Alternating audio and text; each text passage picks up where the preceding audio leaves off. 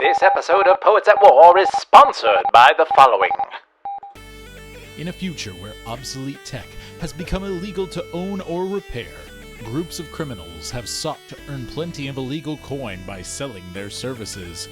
One such crew has lots of stories to tell.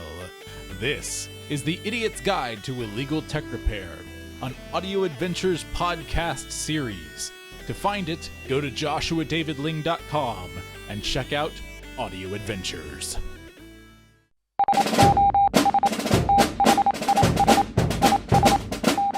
Today on Poets at War, Brendan Sunshine, editor and artist extraordinaire, joins us to talk about colors, perfectionism, and working toward the future.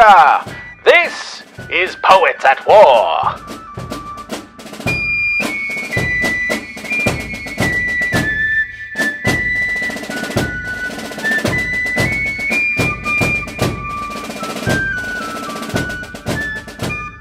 Last time since I've seen you, we saw each other at the Fight Laugh Feast, met each other at the Fight Laugh Feast conference. Since then I know you've gotten married, right? No, not yet. Not engaged. Yet. You're engaged. You're still engaged. We're still engaged. Yes. Okay, you got engaged. The marriage is coming in February. Oh, okay, gotcha. So you're ramping up for that. You're ramping up for just all the work stuff you've been dealing with and all the craziness. Like, how's work been? Yeah. Oh boy. So I mean, it's not anybody who knows me on Facebook knows who I work for, but the parent company that I work for news. Yes. The parent company that owns our station got hit with a cyber attack. And so that took down everything across the entire country, not just us, but everything across the entire country. So over the past 2 months, between us not having an editing system to work with, not needing people to work overnight, and not having, oh, my tea's done. Cool. Get it when you want. And not having, and not having like any kind of just like, and also I asked, since I'm getting married, I said, hey, if I can get off of overnights, I'd really appreciate that. And so they decided they were going to move me. And then somebody mentioned that they wanted, I mentioned I'd rather have the morning shift rather than the afternoon shift, which is what I got. And then somebody's like, oh, I'll trade with you. Over the past 2 months, I've worked every single shift that's possible to work. And it's like, okay, this is life, I guess. That'll be extremely exhausting. Yeah, it was just, oh man, it was crazy. And the house I live in is my sister's. I pay her rent. So it's not like I'm just freeloading or anything like that. But I'm getting married, so I should probably have my own place, right? Oh, look, now we have to find an apartment. Oh, look, now we have to, it's that after that. And I'm trying to find a better paying job. We're actually looking at in the Atlanta area, so. Oh, well, there you go. It won't be close enough to hang out with you often, but hey, it's something, So, it's something, yeah. Yeah. It's also where Adrian and Benjamin are, so. Yes, exactly, yeah. I'm 2.5 hours from there east in Augusta, if you didn't know that. So, I grew up in that area where they are, but I moved over here to marry my wife and everything. So we're pretty good over here right now. But yeah, that's really, really crazy, man. So like, I guess for people who don't know about you, which there might be a couple here and there that listen to the podcast, tell them about you. Tell them like what you do. We heard news, but and we heard editing, and we had little glimpses, but what's been your creative journey in a small nutshell? And I guess we can branch off from there. My creative journey in a nutshell. That's a very different question from what do I do? Yes. So what I do is the title is called photographer. really it's videographer and video editor. And I do that for a local news station here in the Midwest. Insert Midwest region here. Indiana. I'm not ashamed of saying I'm living in Indiana right now. But we're, I do videography, I do editing. When I was offered the position, I was the overnight person. And what that meant was I was primarily editing videos and stuff for the morning shows, which are, in our case, the 5 o'clock through the 8 o'clock. We have 4 hours of morning show. And then if something broke overnight, like breaking news, either a shooting, fire, accident, all the fun, happy stories, I would be the one who would go and film it if the producers deemed it worthy of attention. And it wasn't a helicopter situation. Yeah, no, we don't have helicopters. I wish we did. We have drones now, but I'm not licensed to use them. Mm-hmm.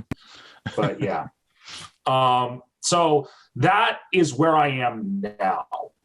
And as far as like my creative journey is concerned, I ended up there because through a series of things that we can speculate about, and by the way, I'm not great with words, and I'm a verbal processor, which is an awful combination. So if I suddenly seem to rabbit trail, that's why. Due to a series of things, I ended up here because it was stable. We can call it poor life choices, we can call it poor habits, we can call it circumstance, whatever. I ended up in news because I wanted to do something. I've been doing video editing since high school. I wanted to do something with video. I wanted to do something with visual storytelling. But I didn't go to film school. I didn't go to any of the, I went to the college my father worked at. And so, yeah, I have no debt. Great. I am fantastic financially right now. I don't have any connections. And not only do I not have connections, I don't have a portfolio that I have built up from my schoolwork. So any portfolio material I do have / need / however you want to, whatever verb you want to use in this case, I would need to do myself. I need to make it myself. I need to have it myself. The only thing I have from school is a mini documentary about me making a music video. And that's I look back at that now and I'm cringing, Of course. Because you grow. Has changed, yeah. Not just you grow, but you get better. The technology, all the other kind of stuff. I'm right there with you. So that's something that's interesting that I think a lot of people don't really realize. I was homeschooled. I don't know if you were or not. I know you went to the college your father worked at, all that kind of stuff. But it's one of those things that, the no debt way of going through things, the figuring it out, the DIY aspect of doing things can have the flip side of you're really relying on your own self-motivation to get things done. And that isn't as immediately easy, as a lot of people make it out to be. No, it's not. It's obscenely difficult. And the thing is, well, you've got two things, right? So let me actually, you asked about my creative journey, and this is actually really nice. Sorry, I just blurred the camera super hard. You'll get it. Pay attention. There we go. One of the, I kind of want to jump back to my creative journey because I think that this can kind of show, because I can kind of pinpoint a couple of points where, this is where one little thing got added to the pile. And here's one other thing that got added to the pile that put me where I am now, both positive and negative. Mm-hmm. So when I was bored, actually, I do want to go back to that because there are two things that my parents noted about me when I was really young. The first was I was super sensitive to music, which I still have a very good ear. I am a music minor. I have a good voice. I'm good at singing. I love classical music. I love complicated music. I'm kind of one of those snobs who's like, oh, I don't like pop songs because they aren't as interesting. But at the same time, I'm also totally going to rock out and dance to "Shut Up and Dance with Me" at my wedding. Of course, you know? Catchy as all get out. Because they're catchy as all get out. They're fun. You know, they're art. But they're art that meant to fulfill a very specific thing. And that specific thing is, in my opinion, can be described with the word basic. So I was really good at catching what kind of mood the music was trying to expose. I was very sensitive, both emotionally and physically, just in terms of my senses were like completely off the charts. But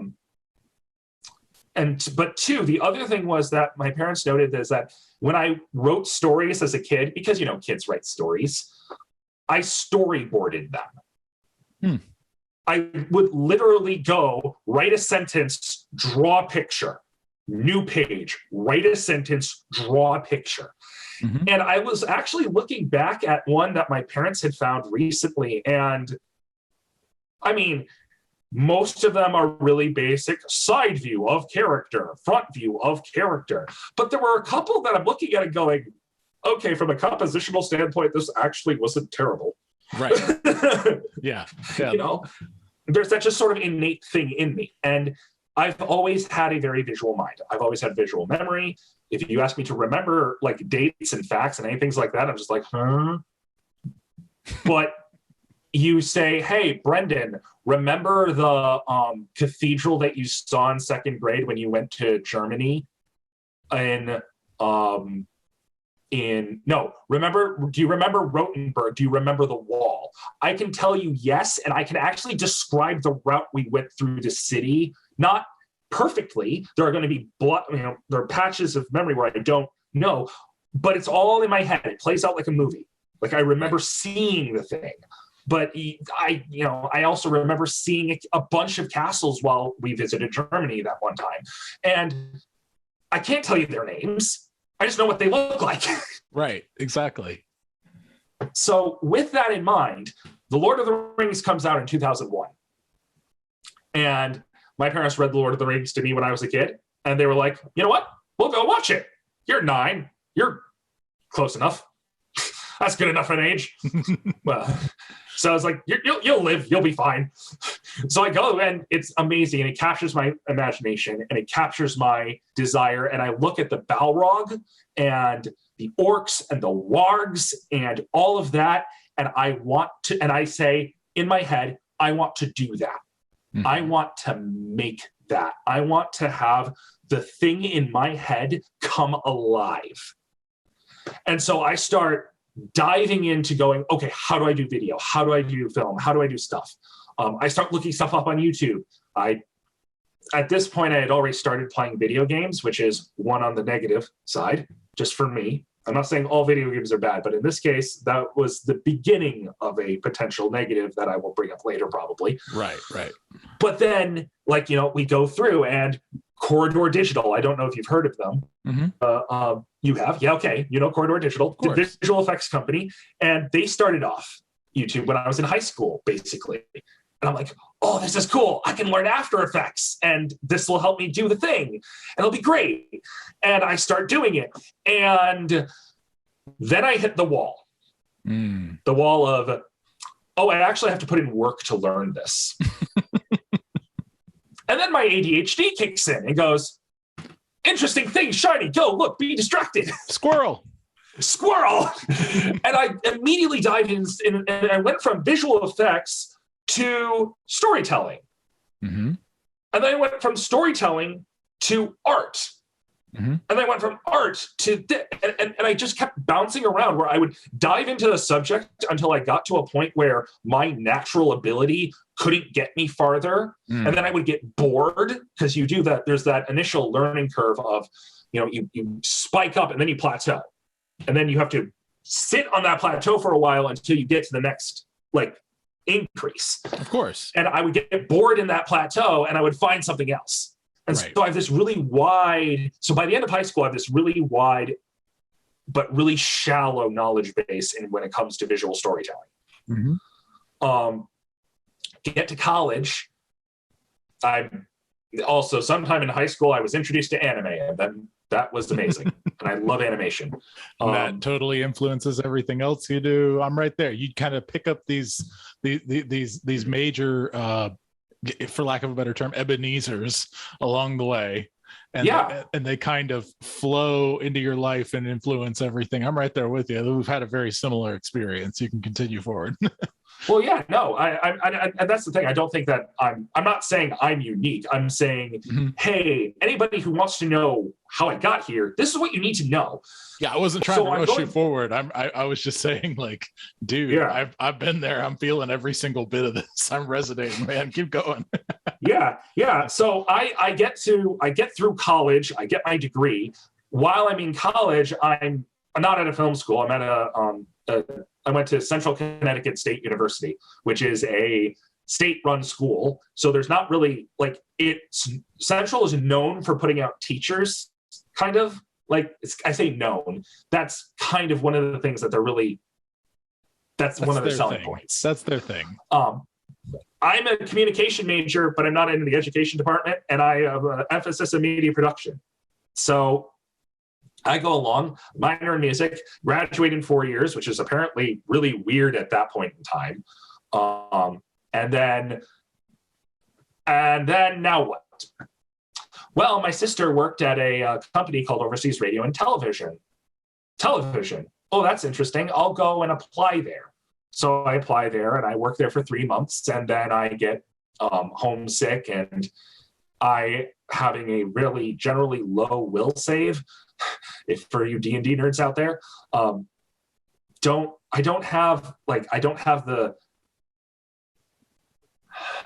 not have the strength of will to persevere through toughness. And that got started way back when I would get bored of something. I wouldn't persevere through. I wouldn't keep learning it. I wouldn't push and do the hard, just grind the hours to get good at the thing. And I would move on. Well, in this case, it wasn't that I got bored, but it was that I got homesick. I was lonely. I was depressed. I was struggling with stuff. ADHD. Had no major community around you to help you, build you back up and bounce things off of and all that kind of stuff. I mean, they were a good Christian organization, and they had I had some wonderful friends that I met there. Actually, I met my fiance there. Mm-hmm. But you're right. In a way, there wasn't really a community, because I had built up a community of nerds, basically. Community of geeks that I played Dungeons and Dragons, played video games, played all this stuff with. And I would basically spend my relaxation time doing that, consuming, and rather than creating. And because I hadn't built the habit of creating, because I hadn't developed the enjoyment of creating, I didn't go out and do things. If I could go back now, if I could tell myself something in the past, I'd say, don't play League of Legends, one, but two, don't give up. No, not don't give up, because I never consciously gave up. I just got bored. Just do it anyway. Mm-hmm. You don't even have to do it for a long time. Just draw a picture. Yeah. At least make something every day. And if not every day, every weekday, and spend your weekends having fun. Mm-hmm. Yeah, that's a really good point. The thing with the community that you kind of hit on it, but this is one thing that I really try to get through to people who are in my community, who do love me, who are close friends of mine. There is a whole other realm, one of the only ways it can be described, and I don't think it fully describes it, is nerddom. It's people who are Tolkien, Lewis people who kind of live in the world in their brain, and not in a way that's they're separate from it. It's not that they're so engrossed in it, and that's something that people don't get, that it has no effect. It's that their whole entire moral compass has been completely shaped by Narnia and Rings and other things similar and adjacent to it, and most importantly, scripture, of course. And you can have someone whose whole life has been, molded by scripture, but just like the creeds, I have less in common with someone who subscribes to an Episcopal form of a creed, one of the common prayer book sort of things, than I do with my Westminster brothers. I have less language connection. There's words that I would use with a Westminster brother I couldn't use with someone who's a member of an Episcopal church, and things of that nature. There's further connections that are subtle. And for people who haven't encountered a Tolkien Lewis nerd who have their own other offshoots, I'm not saying Tolkien and Lewis are the only things, but things tend to congregate around Tolkien and Lewis. There's Lawhead, there's Andrew Peterson, there's so many others, and I'm sure you could come up with a few that I've never even heard of. But the fact is, there's kind of this nexus of language, of the world as allegory, that if you don't have that, and you have no one around you to talk to in that way, it can be suffocating. And I think a lot of people miss that. Right, yeah, you have that element. The other thing, like, I went to public school, and yeah, I learned arguably more from my father than I did from public school, but that doesn't mean that I wasn't still influenced by the social upbringing. And though I fought tooth and nail all the time, arguably more than I should, especially at that age, I still was influenced by it, and I still enjoy secular media. I have every interest in watching the new Netflix, not Netflix, well, it's on Netflix, but the new show Arcane. It's a League of Legends inspired story, and it's made by Riot Games, the company that made League of Legends. And I'm looking at this, and I'm here, like, online.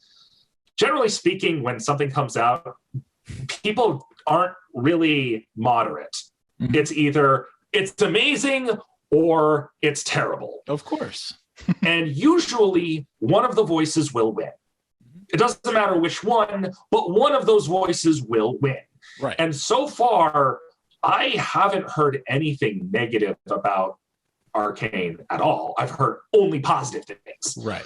And so I'm really interested just to see what they do, because I know who the characters are, and also it's animated.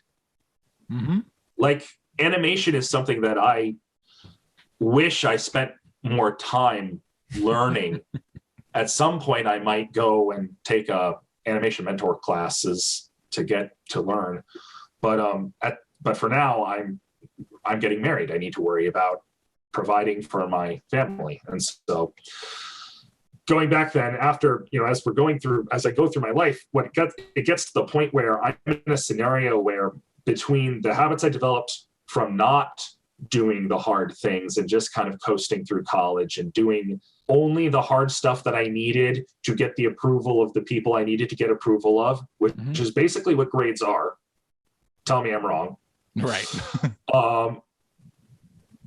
Between that and the lack of desire to create in my spare time, it created a sort of awkward thing where I now sort of feel weird about calling myself a creator, because I don't really think I am. Sure, I create stuff for work, but that's not something I enjoy doing. Right. A lot of that is boring. Right. Right. I only get to have fun when I'm going out doing weather bump shots where you see something for 5 seconds in the live show. Most of the rest of the time, they're doing all the other stuff, and I'm out there. What kind of artsy thing can I do with this? That's the only time I actually get to have fun and show beauty. It's during that. And even then, it's like the rest of the time, I don't want to say it's soul crushing, because video editing is still fun when you're just putting stuff together. I'm good at editing. It's better than bagging groceries and flipping burgers. Well, yeah. And that's the thing. Before I met you, I met Benjamin at the South Dakota rally.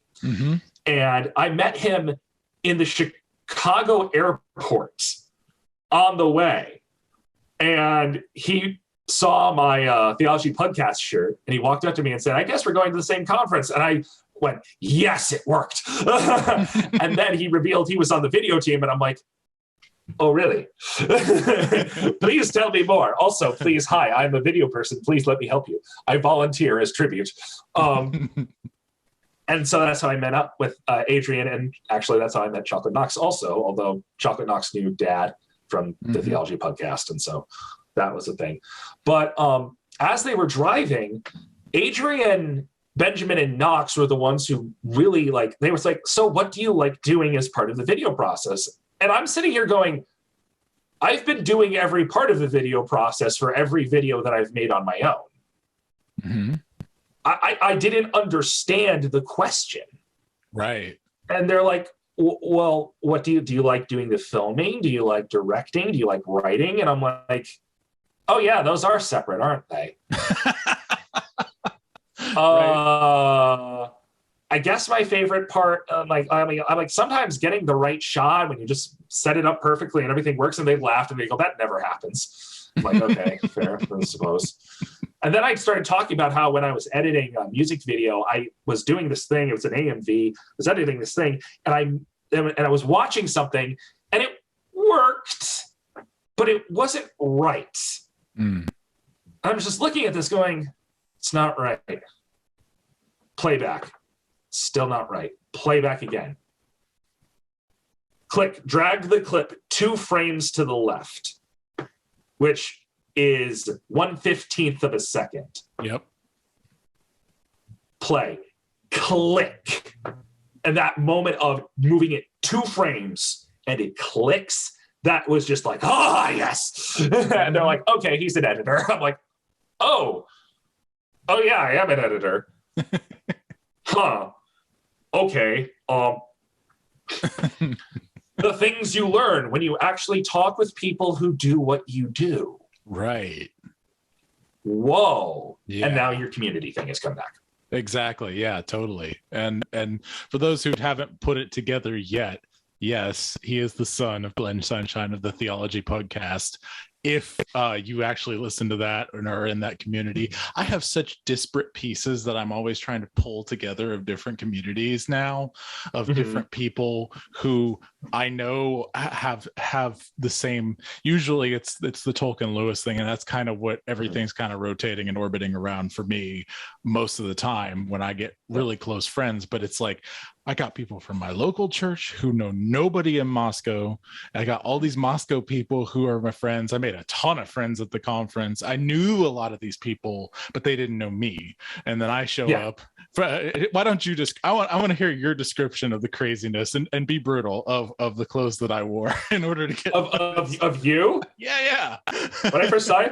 Okay. So go ahead. Oh my gosh. Be so brutal. The first thing I saw when I saw you, my first thought was, who invited a guy from Kineticon here? Because like, you are, to be polite, you are built like a barrel. It's true, I am.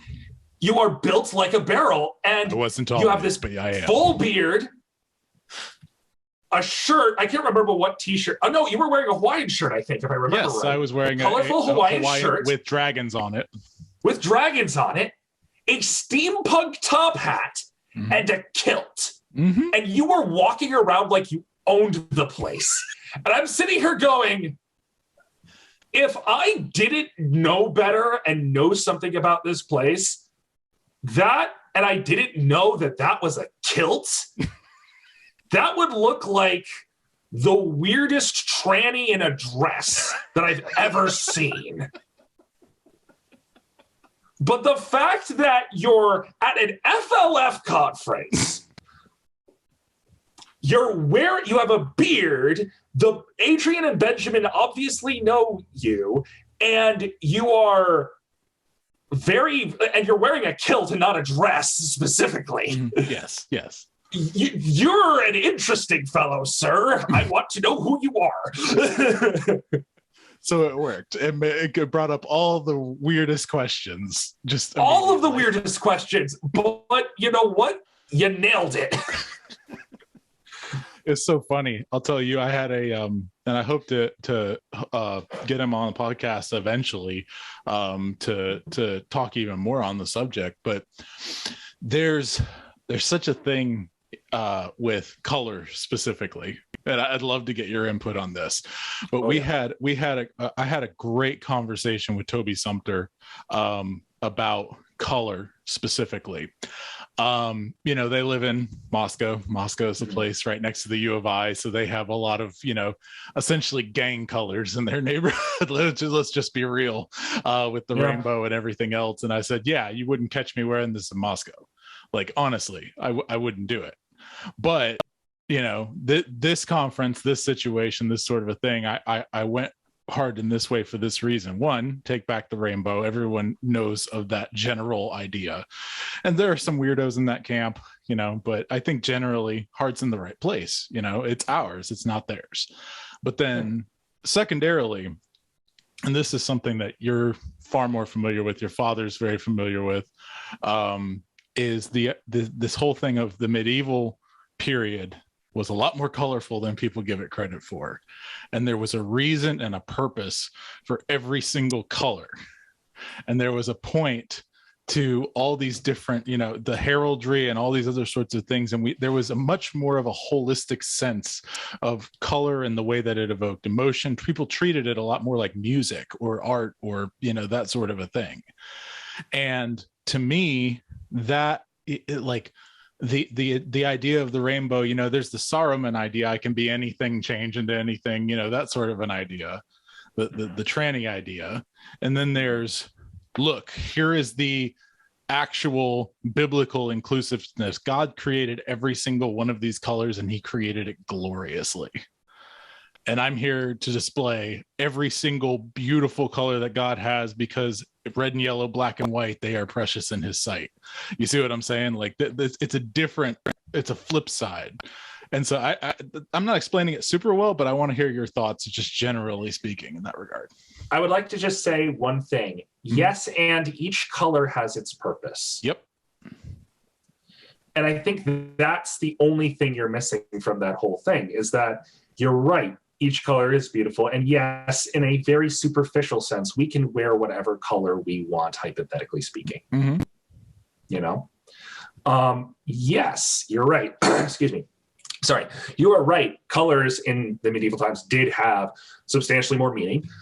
To a certain degree, colors still worked very similarly to gang signs or gang colors nowadays. Oh, yeah. Because, well, there's it's the uniform mentality.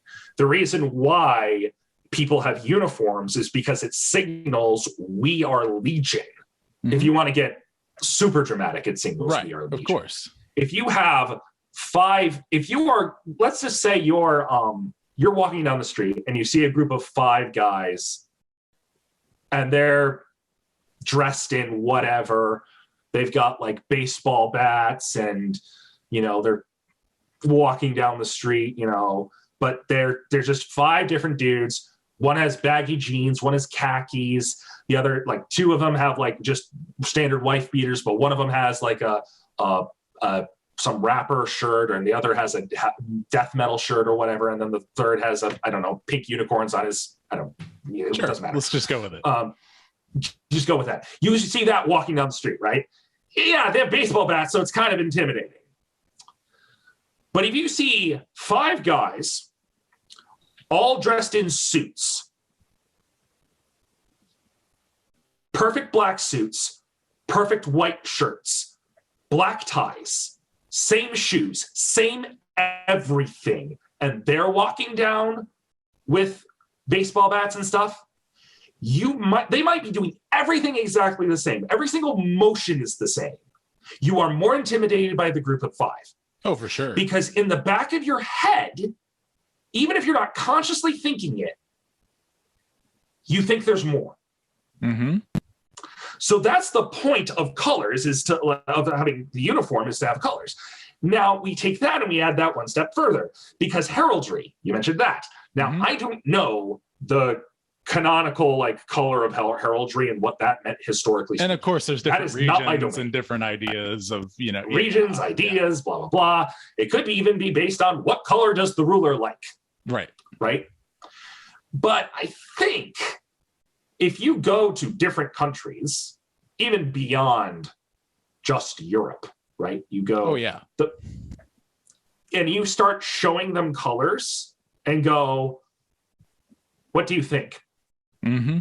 I think more often than not, you will find overlap. Oh yeah, especially red. Red is the biggest one. I actually have done studies on this. Red is the very obvious number one. Red, black, white. Those are the ones that everyone has immediate, like, similar connotations to. The exception, of course, being China, but that's because Chinese. They steal stuff all the time. Like you said, the rulers. Oh, I like that one. It's mine now. Okay. Yeah, exactly. Basically what it comes down to. But you have that element, and like when you have colors, I completely rabbited trail, and again, verbal process. I apologize. That's okay. Speaking to colors, and I'm not sure winning back. Yes, winning back the rainbow is okay. I can see it. I can understand it. And I probably at one point would have been in like, yeah, go you. Let's do that. Rah, I'm going to help you out. But I'm tired. I've been fighting for a really long time. I don't want to have another battle to fight over. Right. I think one of the things that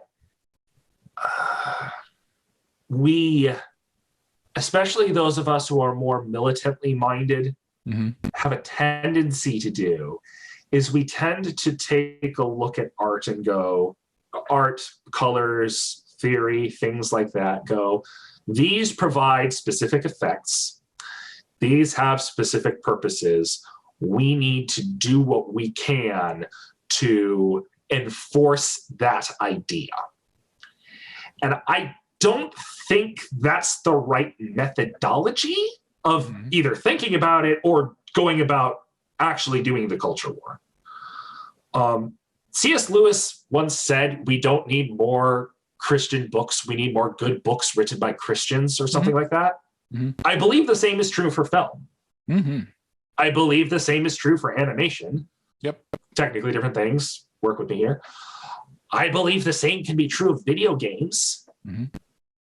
And but I don't think the way of going about it is walking up going, I'm going to make a Christian movie. For sure. Yeah, no. Now we have a problem because all of this red has color. Red has an association built into our psyche. Blue has an association built into our psyche.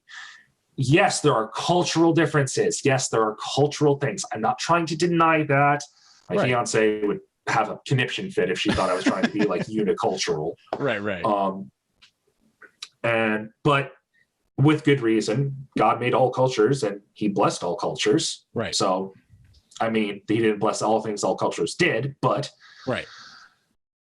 we are one church. And that's the thing. Like we have this already built into our system. If we believe what we claim to believe, then what we should do is focus on making the good product in a way, for lack of a better word. Yeah. Make good art, make good stories, make good things, make really good things for the sake of its goodness.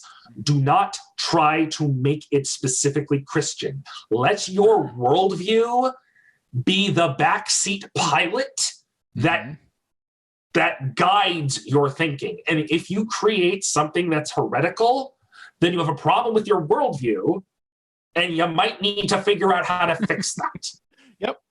Yep. I'm right there with you. And so, and that's actually what the other side is doing if we want to get militant again. Right. There's a animated web series called Rwby, RWBY. I don't know if you've heard of it. I think so, but I'm not sure. It was started by a company called Rooster Teeth.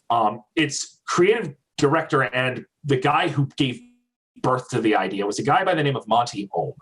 Monty Ohm was an amazing animator. I don't want to get into this. He died super young out of a tragic accident that nobody could see coming. Mm-hmm. When he died, though, he didn't leave a lot of direction for them. Mm-hmm. They knew where it was going, but they didn't know what to do with it. Sure, yeah. Exactly. Yeah. And so that's a problem. Yeah. That's a big problem. Mm-hmm. Now, a studio can recover from that. If it is, and as Christians, we add the caveat, if they have faith in God and they are trying to follow his word and believe and make disciples in their own lives, and we can argue if they're also, and if they believe and they have this, since we believe we have the true story, the beautiful story, and we have the good and the true and the beautiful on our side, anything we create, as long as we are trying to be faithful in our creating, right, will have that effused into it. And so a company can recover from the main lead, the guy whose brainchild this is dying, if they have that. Mm-hmm. But they don't. Of course. And one of the things they started doing was they started weaving in, I don't necessarily want to say wokeness specifically, but social justice. The last season before the last season that they made, I don't know if they're still working on it. I don't know if it's still going. It's basically fallen completely out of the limelight from my circles that I've been looking at. I haven't seen anything from the page in ages.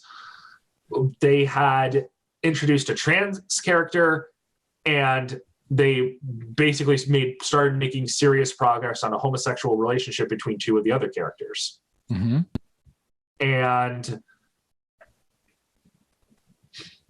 And now it's dying. And I'm like, oh, look, the fruit of thy loins. Yeah. But here's the thing. They didn't go, we are going to preach this. They didn't say, we're going to make a character that is trans and they're going to have a bunch of trans speeches and stuff.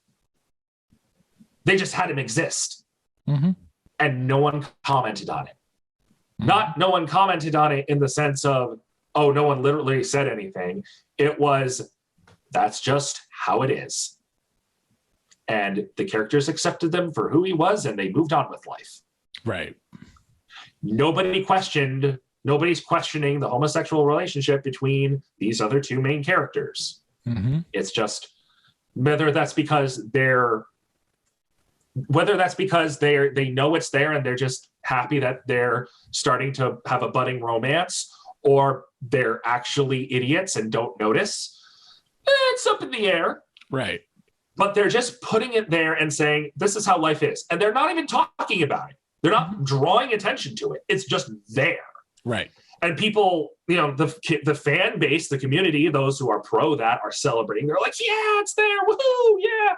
And those who don't like it are silent, because of course we are. We paused. Internet still working. Check. 1, 2. We dropped out. Let's see what's up. Oops, you broke it. Hello. I'm back. Hey, he's back.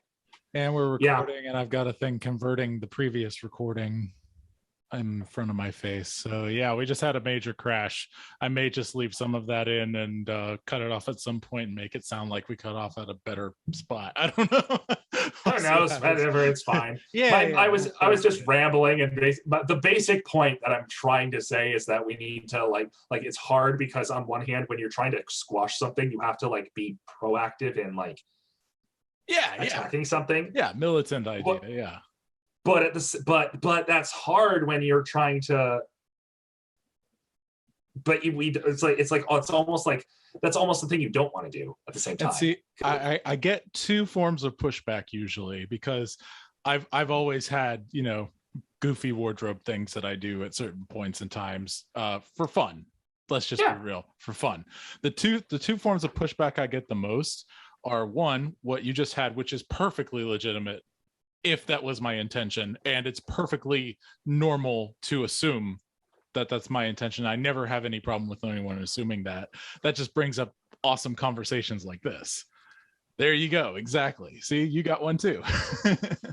And so the other one pushback that I get often is the aesthetic, like they act as if objectively 100% somehow God ordained suit and ties for men, and that's just like the way it is. That's a whole other crowd. Yeah.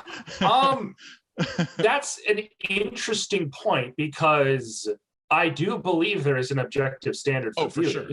Yes. But that doesn't necessarily mean we know what it is. Right, exactly. And nor can we fully understand what it is until heaven, quite frankly. I believe that's something that will be revealed to heaven, not on earth.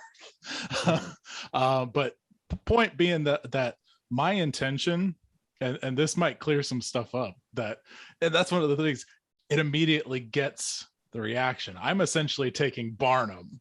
I'm taking Barnum ideas. I'm taking clickbait ideas. And I'm saying at a Fight Laugh Feast conference where either people are going to be in the, well, are you just like a really staunch post-millennial activist of some variety, post-millennial theonomic activist, which I am, but okay. But then, but not in the way that you're thinking, and we're thinking, or is this guy, because I'm more Chestertonian than that, or is he just pushing against, is he hammering against the all the established great wonderful stand-up preachers? Is he going against them, which is basically the idea that you have to wear a suit, that kind of a thing, right? Wear a suit to church, wear your blue jeans to work, that's it, nothing else. Right? Like and so to me, my whole thing is, I just want people to talk to me. I'm just trying to get a reaction. I am just trying to show, in the same way that having a hoodie on and headphones in is code for me saying, don't talk to me, I'm in my own little world. I'm doing the exact opposite. Please talk to me. I want to hear from you. Yes, actually, this kilt is inspired by my love of Tolkien and Lewis ultimately. You know what I'm saying? Like the dragons, all that stuff. I'm trying to signal, and unfortunately, there isn't an easy way to signal this. We don't have because a lot of people in the Tolkien Lewis bubble aren't outgoing, energetic people, right? They're more cuddly, bookish types, but I was read to by my father. I have more memory of when my father actively, jovially read and brought to life the Chronicles of Narnia for me. So that experience for me was not cuddled up in my cardigan, sipping on my tea like someone else, so I have different associations with it. But I just want to talk to people, man. That was my whole thing. And I think that's one thing that a lot of Christians, they're afraid of looking foolish. They're afraid of looking stupid. And when we look in scripture, quite frankly, that was the way most people who had any kind of message, even all the good guys, really kind of looked insane and weird and ridiculous. There were a couple that tried to blend in at different points, different times. You choose, if you're among a safe area, you want to signal, hey, come talk to me. If you're not in a safe area, lay low, these are tactics, right? And so to me, having a crazy wardrobe is all a tactic, just like in storytelling. I can tell someone I wrote an epic poem about superheroes. That's obviously immediately weird and provocative because you've never heard of such a thing. Mm-hmm. But I actually have a good story, and I actually tried to put thought into it and effort and all these other sorts of things. And so it's the whole, don't judge a book by the cover kind of thing. But sometimes you need a really wacky cover to get people to read the book. So anyway, but I didn't know you had any thoughts on that. But I want to get back to, if you do, great, pin in it. But I definitely do want to get back to your creative journey. We've kind of caught up to where you are now for the most part. Yep. And so I want to know what you see and hope for in the future, and what skills you're trying to get, because I might actually have some people to point you to work with and that sort of a thing, and just see where we're going from there. Yeah, what's next for Brendan Sunshine? The biggest, what's next for Brendan Sunshine? That is a very difficult question because one, I'm not God, I don't know. I know I'm getting married. I know I need to be able to provide for a family. So now the stability, I don't want to say temptation, but we'll call it a temptation for now until I can think of a better word, is much more powerful than it was before. I told you that I'm applying for work. I'm trying to find a better paying job. I would like to still be doing video work if that's possible, but I don't know. I've been working on my drawing skills. I spent the entirety, not this past year, but the year before, I would draw every day. I've been enjoying those, by the way. You've been posting a bunch on Facebook. I've enjoyed that. Yeah. I have, Inktober was a thing. That was fun. I participated in that again this year. When I did that, I started this a separate page called the Art Students Wastebasket. And it's sort of like what Darren Doan talks about with, would you rather have the Mona Lisa or Da Vinci's sketchbook? Exactly. You know, the Art Students Wastebasket is sort of, one, it's a method of me being accountable, but it's also a method of sort of trying to encourage people, hey, it's okay to suck when you start something. Mm-hmm. You're gonna suck. Mm-hmm. It's fine. Yeah. Now, as a perfectionist, I still have that problem. But we'll burn that bridge when we get there. As for like the future itself, I want to tell stories visually still. I think that visual storytelling has a strength that other storytelling lacks. Especially audiovisual, but even if we just stick with visual, like comics, I've got some manga over here. I've got comics. I've got a bunch of how to draw books down here. I've got dragons up here. It's great. I have a actual like graphic novel idea, and I kind of want to make that. It's a small scale. It's going to have 2 main characters. That's it. And then other side characters that will be added in, but not many. We're not going to try to do too much here. And I want to make it from start to finish. And that was like, sorry. There are a couple of like online web comics where you can see the artists get better as they go, and they just did it anyway. And those are super inspiring and great. The thing that I really need to work on, though, I think, is my confidence. Yeah. Which I have an interesting story. By the way, Benjamin Curley, if you're listening to this, I'm so sorry about the helping you at the FLF. Oh my Lord, I looked back and I kept making micro adjustments because I wasn't confident in my framing. And I would get it set, you would cut to it, and then I would micro adjust. And so it would look like you cut, and then the camera just goes jiggle, jiggle, jiggle. And it's like, no, Brendan, just be confident with make your decision and stay by it. Mm-hmm. So that's something I need to work on. Mm-hmm. But and I know I need to work on it now, but it's just so frustrating. So I'm so sorry, Benjamin. Please forgive me. And Adrian too, because you're the one who actually owns the company, but still. Anyway, yeah, so that confidence is something. Learning to draw. If I could wave my hand and have my future be whatever it is, I would be like a Miyazaki, somebody who is a creative lead, who writes stories, who draws, who films or whatever, does whatever needs to be done, delegates work to people if he needs help, or just makes things, just is making stuff. But like I said, those habits, the mentality, the attitude, that stuff that I have, it's really habits is the thing. I've built up these habits of consumption and of, it's hard, I'm not going to push. It's hard, I'm not going to break through. And that is the biggest hurdle that I really need to overcome, I think. If I try to go the self-employed route, like Benjamin or Adrian or anything like that. Right. To a certain degree, and this kind of ties into the question that I think you asked someone of, like, does art have value? And it's like, we all say, oh yeah, art definitely has value. Okay, but what does it provide? Right. You know, like you look at it. Yeah, its value comes from beauty and meaning, but can beauty and meaning get you from work to home? And can beauty and meaning grow a plant? Yeah. Well, yes. Yeah.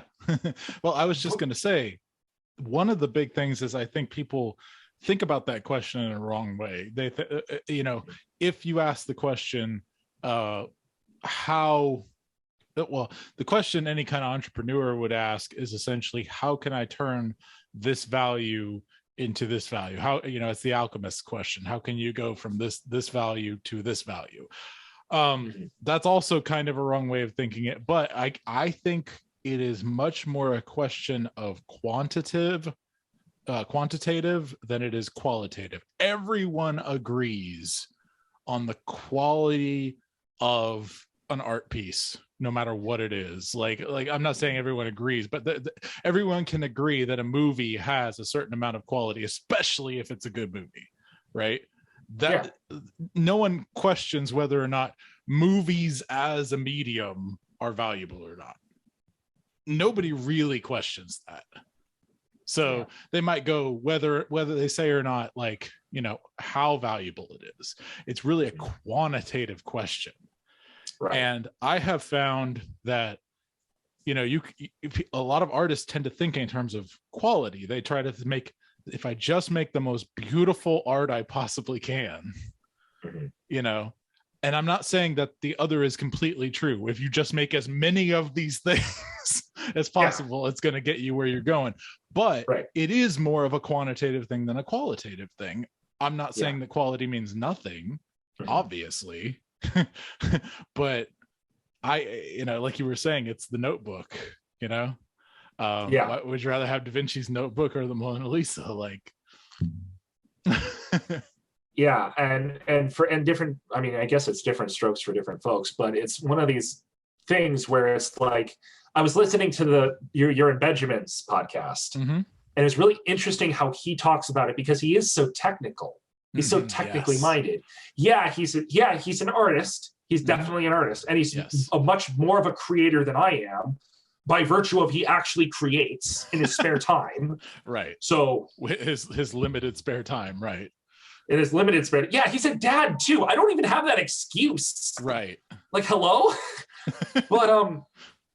But his mind is so technically minded, and he's like, how do I make this thing? How do I make it work? And I do have some of that in me, where I love to know, how do I make this work? How did they do that? Like, can I do that? Can I replicate that? And so I will binge tutorial videos for like hours, and then never use them because I've gone down a rabbit trail. Thank you, ADD. But like I'm much more on, like, my natural tendency is toward that beauty side. It's toward that, like, I have to get it perfect. Right. Because if it's not perfect, it's not good enough for God. Or if I'm not doing my absolute best and making this as perfect as I can make it, then I'm not doing a good enough job. I'm not being obedient, or something like that. Right. And the thing is, saying it out loud, I know how stupid that sounds, and how like prideful, and how like, wow, you're so arrogant that you think you can be perfect. But it's like, no, I know I can't be perfect, but every time I do something and I see a mistake, I go, I need to fix that. I can see that mistake. I have to fix that. Right. Because otherwise I'm not I'm slacking or something, you know? Right. I hear you. And it's a tough thing to fight. That's one of those things that I've had opposite problems at certain times where I'm just not putting enough effort into stuff, and it shows.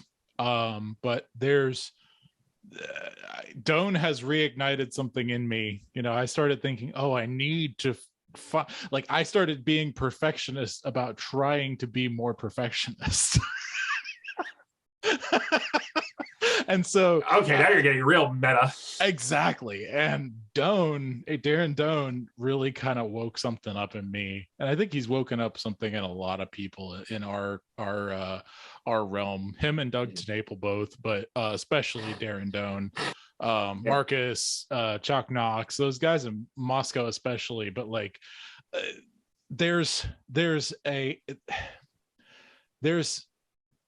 I think a call right now that I just want to, and I'll wrap with this. If you're fine with this, you can add to it, and we're going to ask you, where people can find you, but like, and stay on, because I got stuff to talk to you about for a few minutes. But basically, I think the big call to anyone who's experiencing anything like what Brendan is, or what I am, and I'm saying this to you, saying this to everybody listening, like, it's like, stop thinking about the meta and start thinking about the actual work. Like, and when I say that, that doesn't mean scheduling. I think scheduling is the one meta thing that we should be thinking of in some way, shape, or form. And that's not necessarily like, I have to do one every day, but it's at least I'm going to try to do one every day. If you have that mentality, whatever it is, whatever one thing you're doing, one podcast, one piece of art, one, whatever it is, one every day, just to the best of your ability before God, and don't worry to change. Change is inevitable, especially in art. And let God guide you. That's the biggest thing that I want to throw to these guys.